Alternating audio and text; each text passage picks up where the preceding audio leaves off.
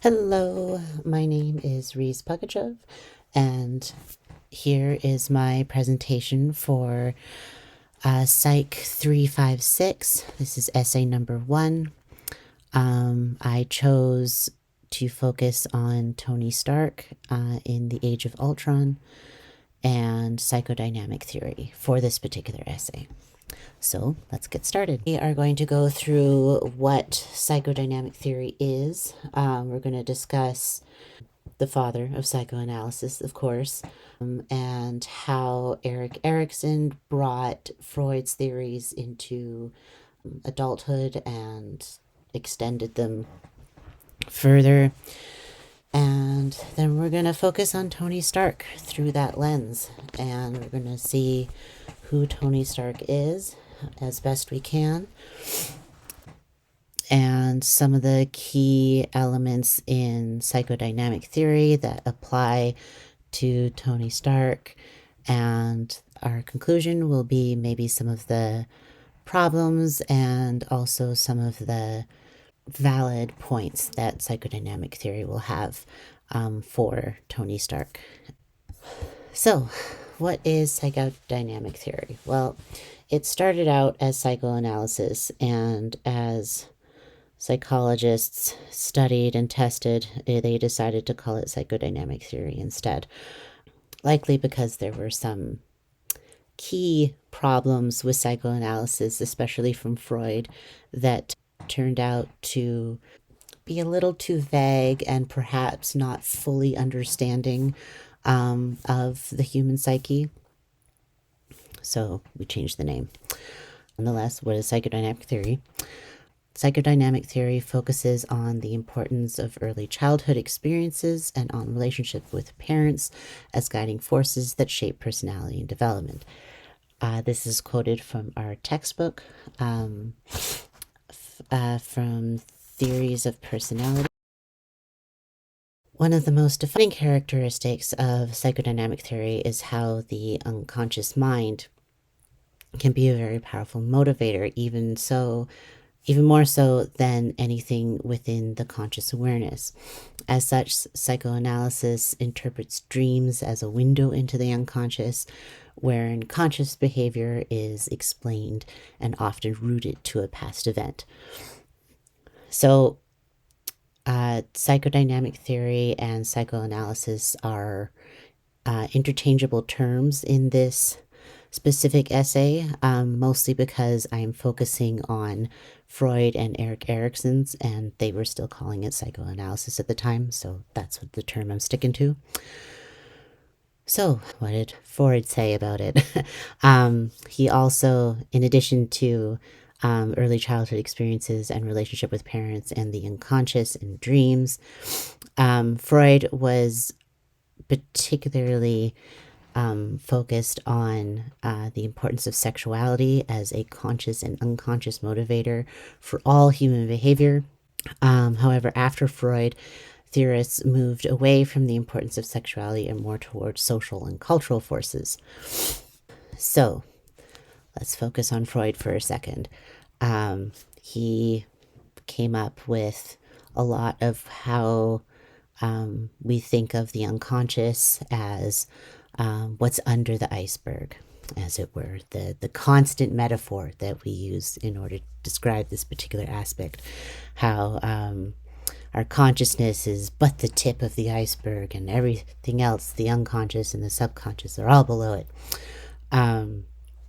So the unconscious is essentially the id and sometimes the ego, and it contains all those drives and urges or instincts that are often beyond our awareness, but that nevertheless motivate our words, feelings, and actions. So speaking of the egos, what are those? Freud came up with 3 parts: the id, the ego, and the superego. The id is the, quote, primitive part of ourselves, the pleasure principle, which is, again, lots of focus on sexuality and sexual desires, and how those are our main the human's main motivator to do just about anything in life. Um, and it's all almost entirely unconscious. The ego, however, is uh, kind of the current self, the present, where you are right now, what you're the most aware of. It is, he called it the reality principle, because it's, you know, the person and individual's current reality. And it is often an attempt to balance between the needs of the id and that of the superego. And the superego is the ideal self, what we strive towards to be, to have, like, encompass, not necessarily like a pure sense of self, but like high morality and a greater control over sexuality and sexual desires, that sort of thing. So, again, the ideal self. So, speaking of sexuality, Freud expanded sexuality and sex and the drive, sexual drive, to mean more than just actual sex. He believed that the entire body was invested in the libido. Besides the genitals, the mouth and anus are especially capable of producing sexual pleasure and are called erogenous zones. To Freud, however, all pleasurable activities are traceable to sexual drive. So it doesn't necessarily have to be about actual sex. It can be eating really good food or something like that. That is also a pleasurable experience. So he would conflate all of that with the sexual drive and the urge for the id and the ego to seek pleasure and to satisfy that pleasure, which is often where defense mechanisms come in, because we must expend so much psychic energy to establish and maintain defense mechanisms. The more defensive we are, the less psychic energy we have left to satisfy id impulses. This, of course, is precisely the ego's purpose in establishing defense mechanisms. So again, that the ego is the mediator between the id and the superego. To avoid dealing directly with sexual and aggressive impulses, and to defend itself against the anxiety that accompanies them. So, according to Freud, defense mechanisms looked like repression, reaction formation, displacement, fixation, regression, projection, introjection, and sublimination. Now, on to Erik Erikson. So, again, Erik Erikson focused more on extending Freud's stages of development into adulthood and into old age. So Erik Erikson defined adulthood as the 7th stage of development. For most people, this is the longest stage of development, spanning the years from about age 31 to 60. Adulthood is characterized by the psychosexual mode of procreativity and the psychosocial crisis of generativity versus stagnation, and the basic strength of care. Now, what is procreativity and generativity? Procreativity is essentially procreation and taking care of those children, and working as a functioning member of society, and the creation of new things and ideas that contribute to building a better world. And generativity, for the mature adult, this motivation is not merely an obligation or a selfish need, but an evolutionary drive to make a contribution to succeeding generations and to ensure the continuity of human society as well. So procreativity, procreate, generativity, generation. So it's generativity is focusing on teaching, and procreativity is focusing on taking care of the next generation and building the building blocks and the foundation to get that generativity in motion. Now, The basic strength of adulthood is care. However, it is often coupled with stagnation, and stagnation is what happens when the generativity and creativity is crippled, when people become too absorbed in themselves, too self indulgent. Some elements of stagnation and self absorption, however, are necessary. Creative people must at times remain in a dormant stage and be absorbed with themselves in order to generate new growth. The interaction of generativity and stagnation produces care, the basic strength of adulthood. Care is the widening commitment to take care of persons, the products, and the ideas one has learned to care for. So essentially, Erickson is saying that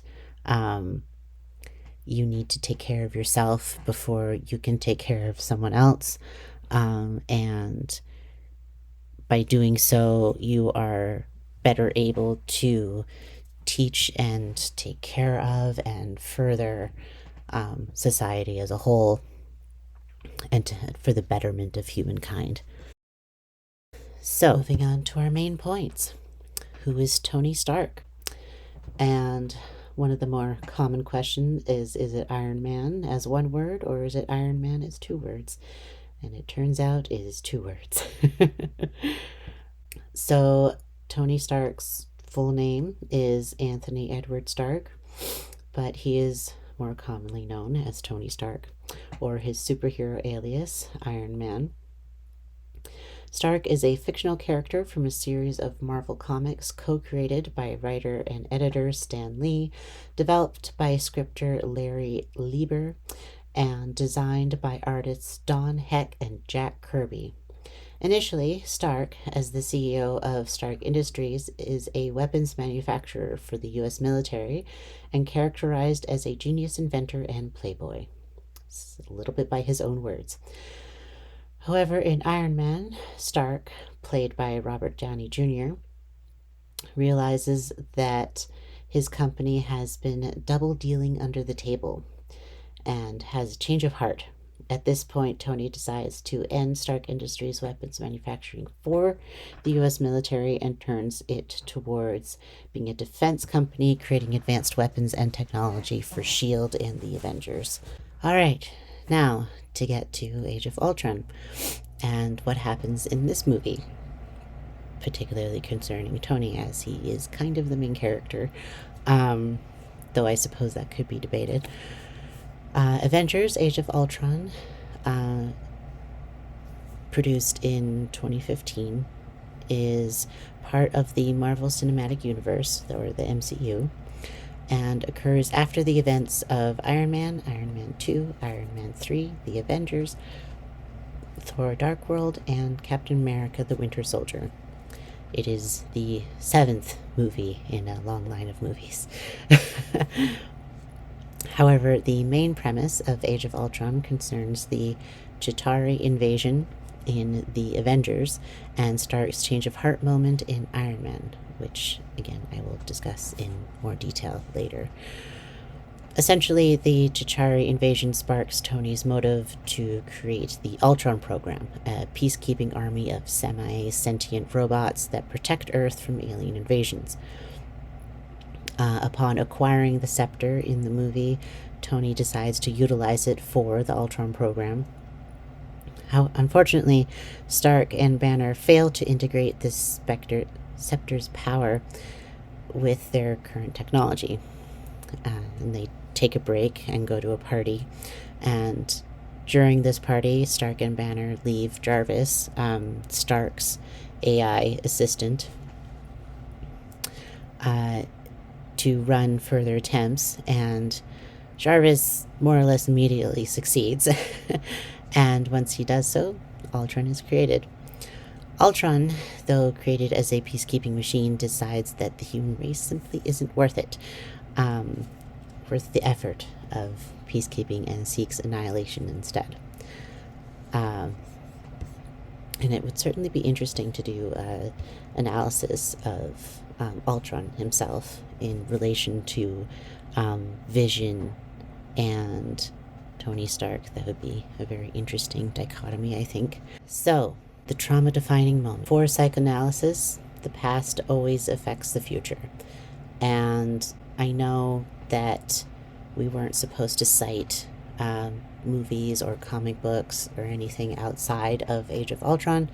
However, with the nature of psychoanalysis and its focus on the past and relationships in that past, particularly with parents, I decided that at the very least, we need to include the first Iron Man, where Tony has that change of heart, because if nothing else, that is an extremely defining moment and is the crux of Age of Ultron and why that movie happens in the first place.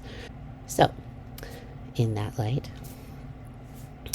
this moment, this change of heart moment, happens in Iron Man 1, where through a series of extreme circumstances, Stark realizes that his weapons end up in the hands of not so friendly people. After these extreme circumstances, Stark decides to turn the company around entirely. And one of the main things, he gives a big speech, and he says that I never got to say goodbye to my father. There's questions I would have asked him. I would have asked him how he felt about what this company did, if he was conflicted, if he had doubts, or maybe he was every inch the man we all remember from the newsreels. I saw young Americans killed by the very weapons I created to defend them and protect them, and I saw that I had become part of a system that is comfortable with zero accountability. So, after that speech, he decides that he's going to completely stop Stark Industries' manufacturing of weapons until he decides, where they're going to go after that. And the whole Iron Man movie is him basically trying to take control back and figure out, essentially what he wants to do with Stark Industries, and also what he wants to do with his newfound peacekeeping urge, if you will. As for the Chitauri invasion, this is the second trauma-defining moment that I'm going to focus on. And I realized that Tony himself mentioned his father and his relationship with his father. That would be far too much to get into, and I think that with limited ability to cite other sources beyond the Age of Ultron in the MCU, I think that it's important to just focus on these two events that have to do with the Age of Ultron itself. So, the Chitauri invasion. This occurred during the Avengers movie, and as Stark mentions in Age of Ultron, anybody remember when I carried a nuke through a wormhole? And Rhodes interjects because he's a little upset because Stark and Thor during the party didn't react to his awesome War Machine story. And that's also implying that Stark never lets anybody not remember that he did that. So, as Stark says, a hostile alien army came charging through a hole in space, and we're standing 300 feet below it. And again, he did the self-sacrificing action of carrying a nuke through the wormhole to make sure everything, save the world and all that. So, how would Freud view this?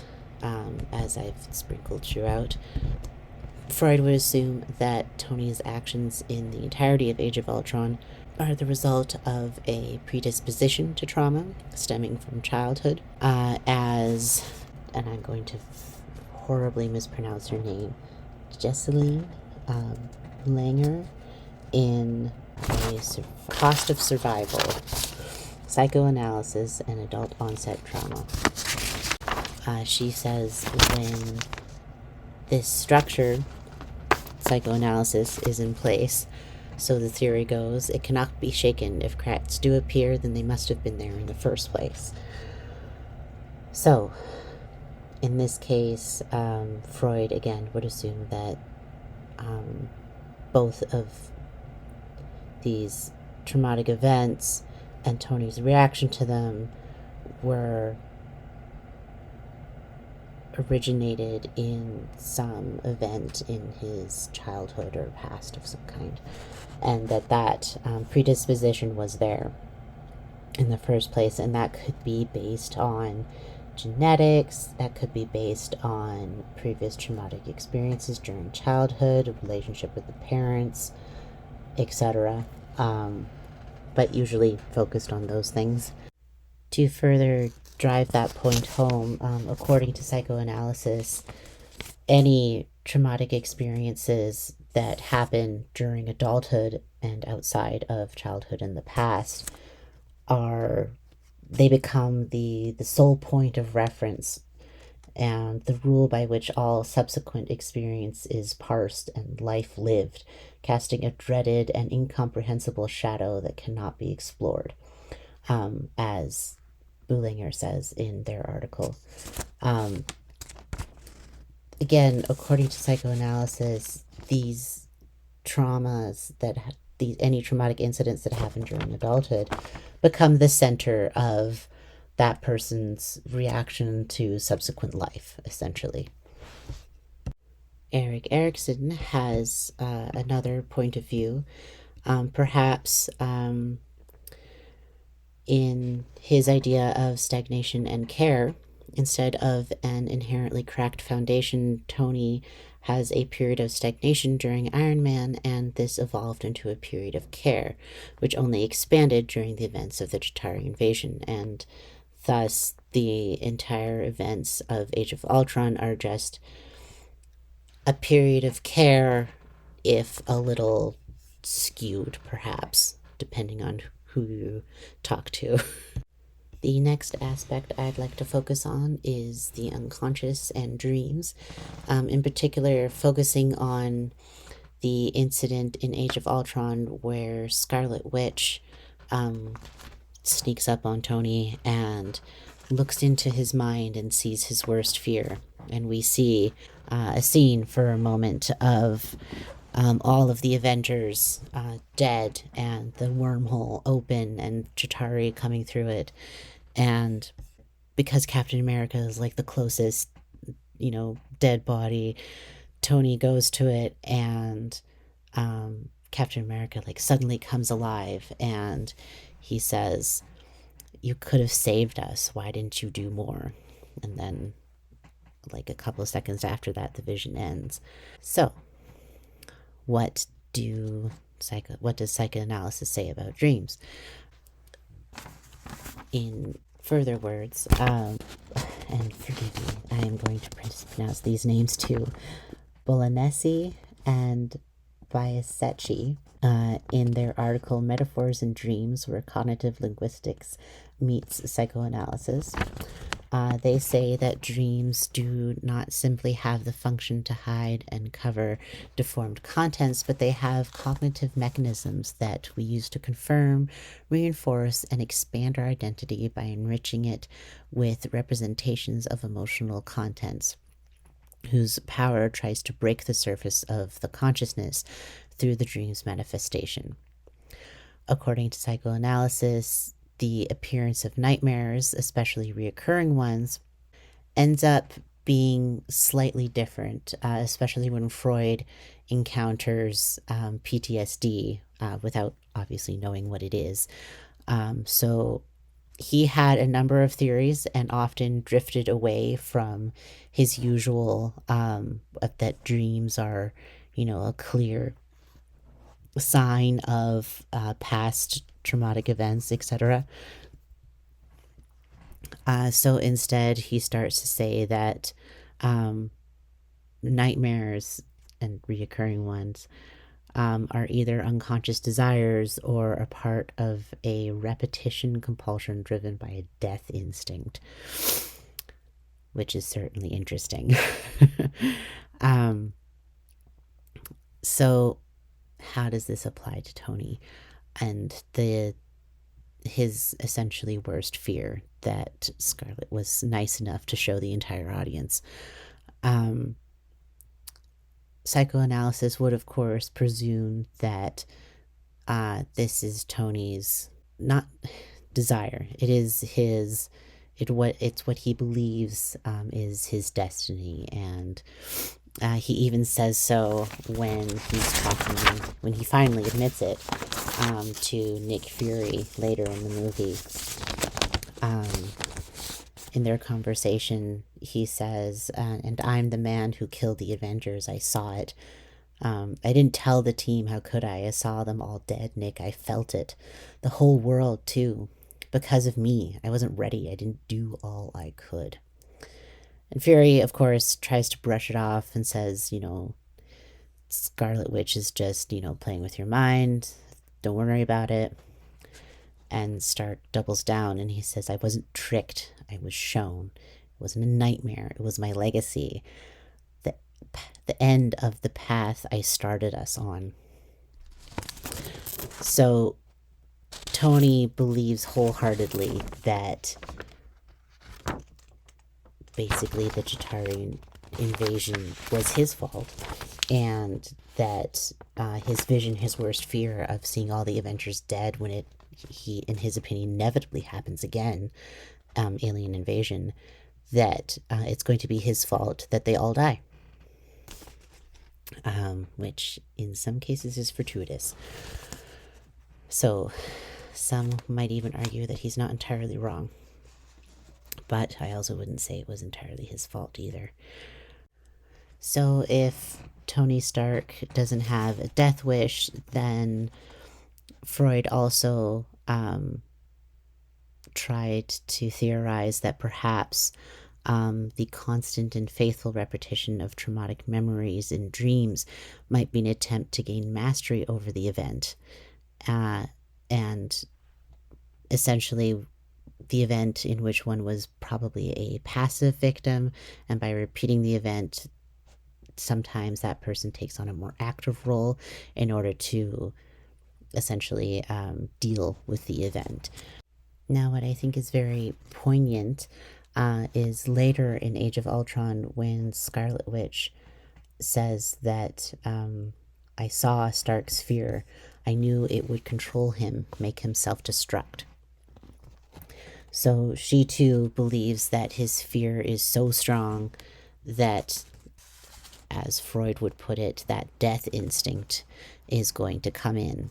The third and final aspect that I'm going to talk about are the influences of social forces, particularly in regards to Erickson's idea of generativity and the care that one is required to show not only their offspring, but also the contribution to society through work and creativity.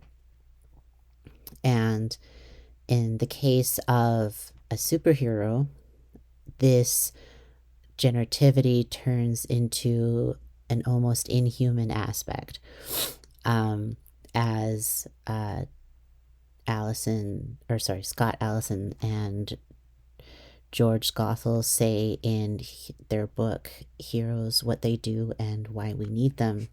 Heroes are individuals who perform remarkable moral actions, display significant intellectual or physical competencies, or accomplish tasks that require a high degree of both morality and competency. So, not only are heroes and superheroes held up to an almost inhuman standard, this essentially expands Erik Erikson's generativity into something far greater than the average person could possibly do in their lifetime.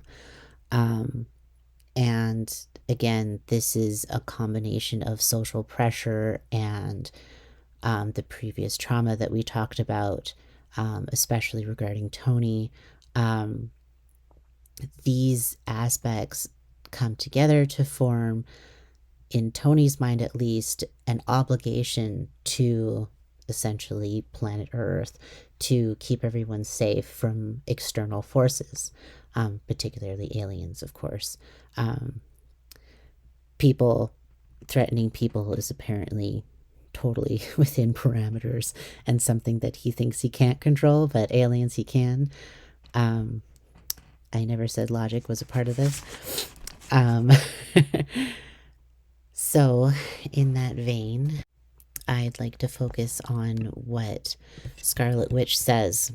Um, in Age of Ultron, she says, Ultron can't tell the difference between saving the world and destroying it. Where do you think he gets that? Which, again, is extremely poignant. This, again, speaks to that obligation and sense of high morality that Tony has in his mind that is pushed so far that his need to save everyone is basically impossible to resist. And so we have the climax of the movie where essentially all the superheroes have to make this decision, or Ultron tries to force them to make the decision between saving the few and saving the many. Before Deus Ex Machina happens, um, the further higher that Ultron floats, I don't know, launches Sokovia up into the atmosphere, the higher risk there is that when it does drop, it will annihilate the entire Earth because, you know, it's a big chunk of Earth.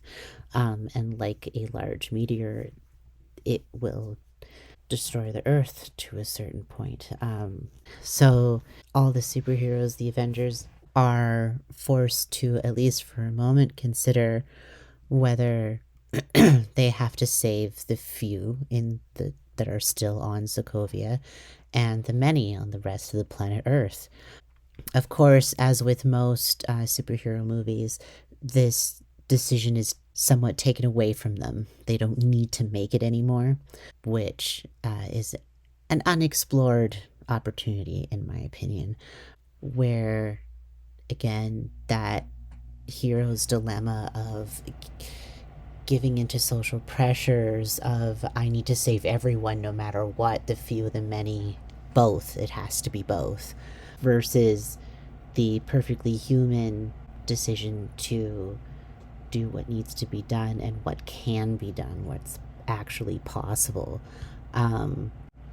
Or entirely selfish, depending on the person and the individual, and according to psychoanalysis, what stage of development they're at. It really depends.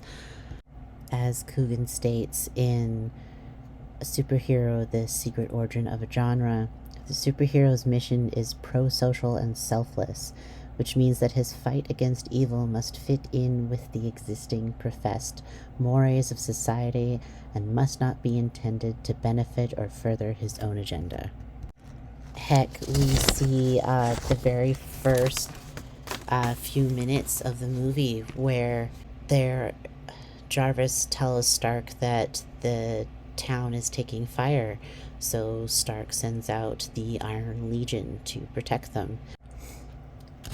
Or later on, when Stark is convincing Banner to work on the scepter with him in order to make the Ultron program.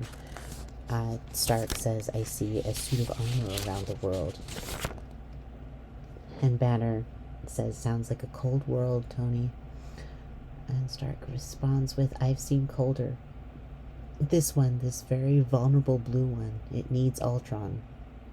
Peace in our time, imagine that.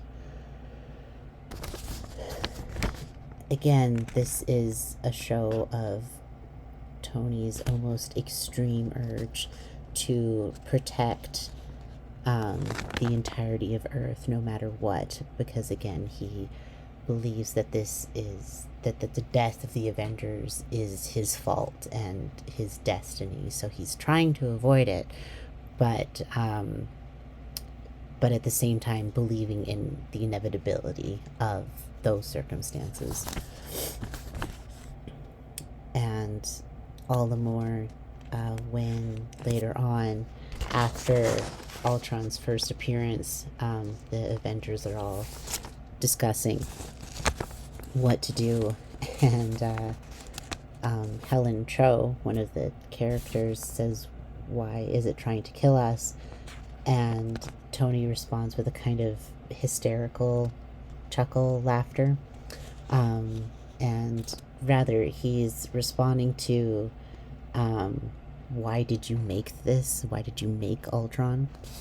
Rather than why is it trying to kill us? I think those are two different questions. And Thor, of course, reacts as he hot-headed always does. You think this is funny? Um, and Stark is like, no, it's probably not, right? This is very terrible. Is it so? Is it so terrible? And Thor accuses him of playing with something that he didn't understand. And Stark says, no, I'm sorry. It is funny. It's a hoot that you don't get why we need this. And again, that is very poignant because he's butting heads with Thor because Thor has never had that kind of annihilation threat before. He has never seen everyone dead because of something he could have done. Though it could be argued that later in this movie that might be the case. Anyway, as to our conclusion, why psychoanalysis is valid and maybe why it's not always so good. And I will admit that psychoanalysis certainly has a place in psychology today. Of course it does. It's the basis of so many of our theories and how we view the human mind in general. However, in the case of traumatic events that occur in adulthood, as Boulanger says, a fatal flaw, the traumatic events become a fatal flaw in the psyche, like original sin that accounts for adult survivors' reactions to their ordeal. Adult onset trauma becomes the black hole in the middle of psychoanalytic theory, negating its ability to give meaning to experience. So essentially what she's saying there is that psychoanalytic theory falls very, very short of defining and reacting to PTSD and how it affects later behavior in humans in general, and what psychologists and therapists ought to do about it. Because as far as psychoanalysis is concerned, it all comes from something, and essentially victim blames the person that went through the trauma. Essentially says, it's your fault that you went through this. It's your fault you're reacting like this, which isn't the healthiest way to deal with PTSD. And I'm sure that we'll get to that in the second essay. More specifically, I would like to recontextualize the quote I used from Boulanger that says that traumatic events that occur in adulthood become a sole point of reference. The rule by which all subsequent experience is parsed and life lived, casting a dreaded and incomprehensible shadow that cannot be explored.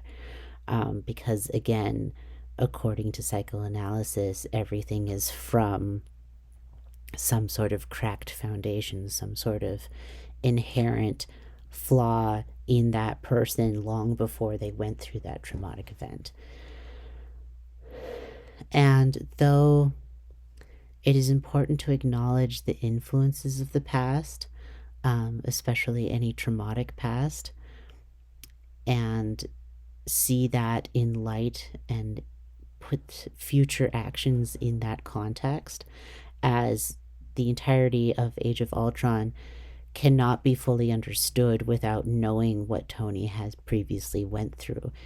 You can't understand his vision of seeing everyone dead, and how that motivates or further cements his idea that the Ultron program needs to exist, or why he decided to create the program in the first place, and why he is focusing on being Iron Man and a leader of the Avengers, why he founded the Avengers in the first place,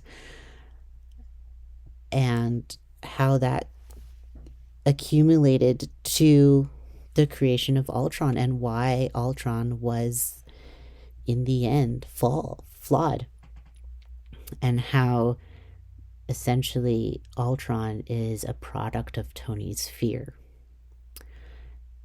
He is the embodiment of that fear. He is everything that Tony both believes is definitely going to happen, the annihilation of the human race and Earth itself. And then once Vision is created, he is essentially the opposite.